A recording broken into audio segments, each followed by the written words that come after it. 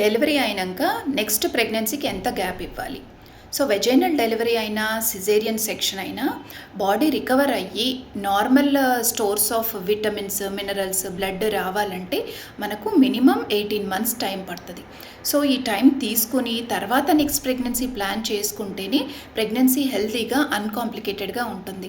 ఒకవేళ తొందరగా pregnancy 18 months లోపే ప్రెగ్నెన్సీ వస్తే ప్రీమెచ్యూర్ డెలివరీ అవ్వచ్చు, లో బర్త్ వెయిట్, బిడ్డ తక్కువ బరువుతో పుట్టడము, స్టిల్ బర్త్ అవ్వడము, బీపీ, షుగరు అవేమన్నా ముందు ప్రెగ్నెన్సీలో ఉంటే మళ్ళీ ఈసారి అవి మళ్ళీ కనపడము, ఇవన్నీ జరుగుతాయి. సో ఐడియల్గా 18 months గ్యాప్ ఇస్తే ఆ టైంలో ఐరన్ స్టోర్స్ అన్నీ నార్మల్ అవుతాయి, కాల్షియం స్టోర్స్ నార్మల్ స్టేజ్కి, folate, vitamins, minerals, fluids in the body అన్నీ నార్మల్ స్టోర్స్కి వచ్చేస్తాయి. దెన్ మన వెయిట్ కూడా తగ్గుతుంది. డెలివరీ అయినాక కొంచెం టైం పడుతుంది వెయిట్ తగ్గడానికి.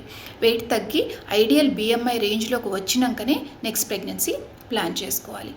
ప్రీవియస్గా ఆపరేషన్ సిజేరియన్ అయినాక మినిమం 18 months గ్యాప్ ఇవ్వకపోతే స్టిచెస్ అనేది వీక్గా ఉండి యూట్రస్ రప్చర్ అయ్యే ఛాన్సెస్ ఉంటాయి.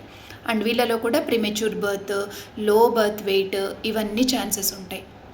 So the gap between a delivery, be it a vaginal or a cesarean, and the next pregnancy minimum 18 months ఇస్తే కాంప్లికేషన్స్ రాకుండా ఉంటాయి. And more than 5 years gap ఇస్తే కూడా కొన్ని కాంప్లికేషన్స్ వస్తాయి. సో ఐడియల్గా 18 months నుంచి 5 సంవత్సరాల గ్యాప్ లోపే సెకండ్ ప్రెగ్నెన్సీ ప్లాన్ చేసుకోండి.